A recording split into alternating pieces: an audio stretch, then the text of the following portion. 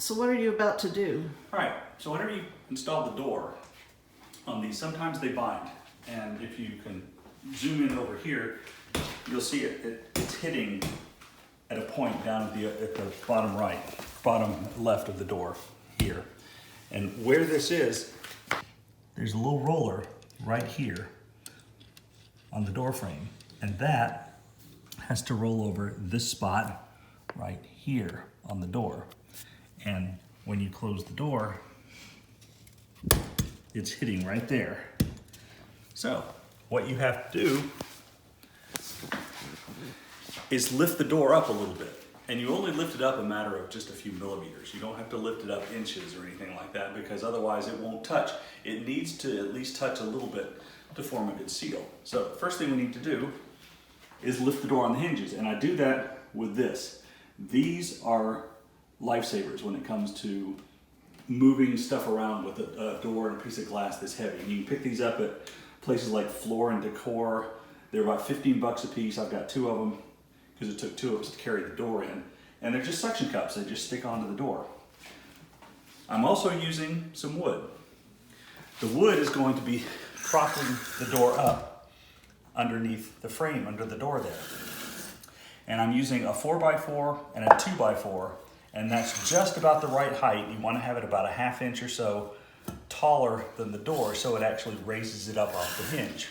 Didn't these blocks come from the pallet? Yes, I got these particular pieces of wood from the pallet that the the huge boxes that the whole studio came in. So I cut the pallet up with a saw, and I have these pieces of wood left over. So what I'm going to do is move this wood right over to the edge of the door here, and then with this tool, or this lifter, I'm going to lift it up just a little bit, and then slide that under until both pieces of wood are there. The door probably weighs about 125, 150 pounds, but if you lift it gently, you can raise it up. And now, so you didn't even need me to help you. No. That was great. And if you come over here, you can see what it did to the hinge. So you can see the hinges, and there's 4 of them. There's 1 up there, 2 in the center, and 1 at the bottom. And they're all raised up probably about a 1/2 inch.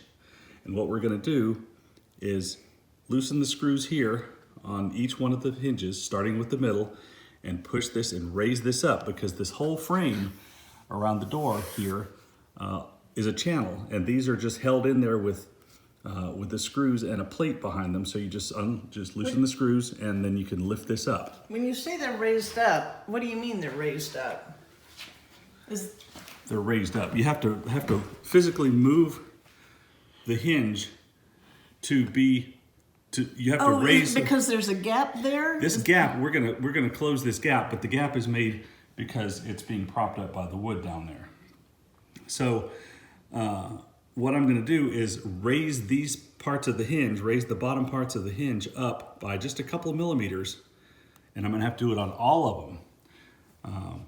But I have a little trick for doing that, and it involves a simple binder clip like this that I'm going to put right on the frame, like that, so it's right underneath the hinge.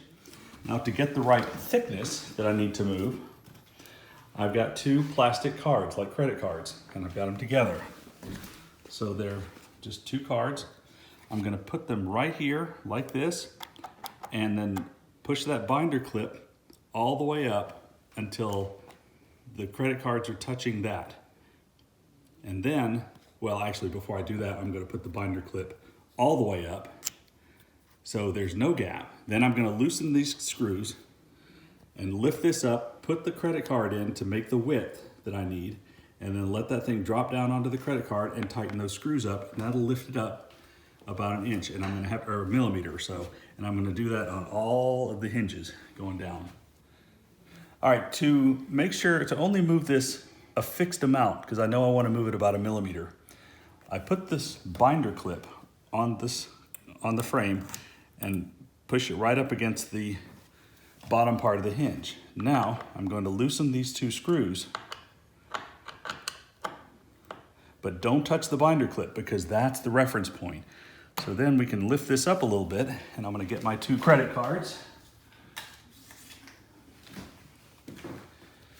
I'm going to slip them right in between the hinge and the binder clip, and then drop the hinge down until it's touching those credit cards, but don't move them yet.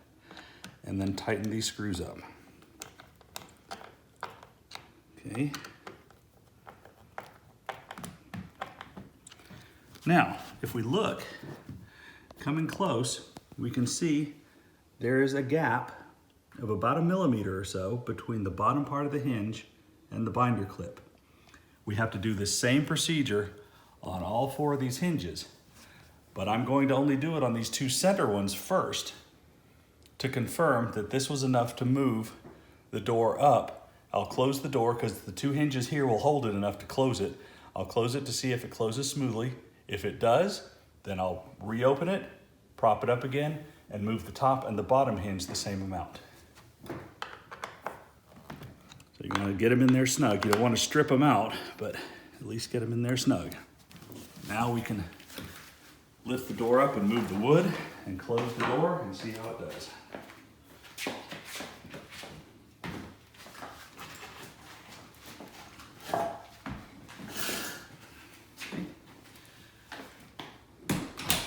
Boom. Very smooth. So you have to apply a little bit of pressure, but it doesn't take nearly as much as it had before. You want to try it, see if it's good enough for you?